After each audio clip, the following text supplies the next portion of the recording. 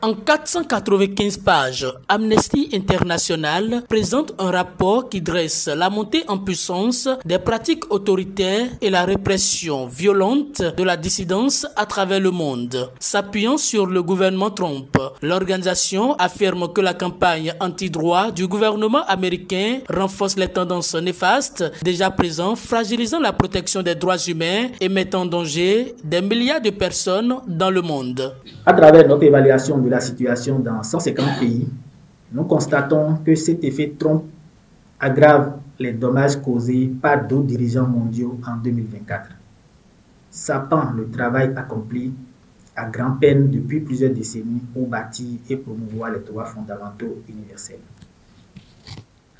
Année après année, nous alertons sur les dangers de la régression des droits humains. Mais les événements des 12 derniers mois, à commencer par le génocide des Palestiniens de Gaza par Israël, dont nous sommes tous témoins en direct, mais que nul n'arrête, ont montré à quel point le monde peut devenir un enfer pour tant de personnes lorsque les grandes puissances abandonnent le droit international et font fi des institutions multilatérales. À ce moment clé de l'histoire, alors que les lois et les pratiques autoritaires se multiplient sur la planète, pour servir les intérêts de quelques-uns, les gouvernements et la société civile doivent de toute urgence s'employer à ramener l'humanité en terrain plus sûr. Dans son rapport présenté ce mardi, Amnesty International Bénin relève que les droits à la liberté d'expression et de réunion pacifique ont continué à l'objet de restrictions. La situation des maisons d'arrêt et prisons du Bénin n'a pas été occultée.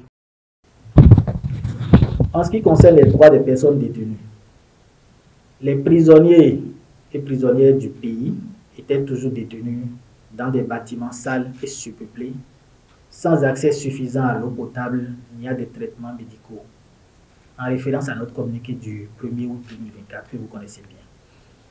Selon le directeur général de l'agence pénitentiaire du Bénin, les 11 centres de détention accueillaient en septembre plus de 19 000 personnes, ce qui représentait environ 300% de leur capacité. Faute de place, la plupart des détenus dormaient par terre sur le côté, sans même pouvoir se retourner.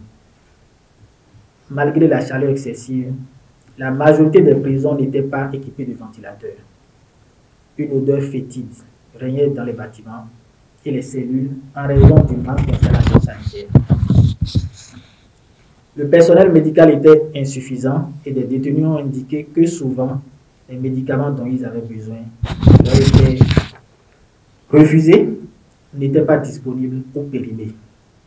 Il y a eu ce décret-là qu'on a mentionné dans le rapport que nous venons de vous présenter sur le régime des établissements pénitentiaires qui a prévu des standards quand même assez élevés sur le droit à la santé des détenus en milieu pénitentiaire. Donc notre vœu, notre cri de cœur, c'est que ça soit appliqué effectivement et que les détenus ne trouvent pas la mort alors qu'ils sont en train de purger une peine de prison. L'Organisation internationale de défense des droits de l'homme a également dénoncé dans son rapport annuel 2024-2025 les violentes répressions de la marche des organisations syndicales contre la vie chère le 26 avril 2024.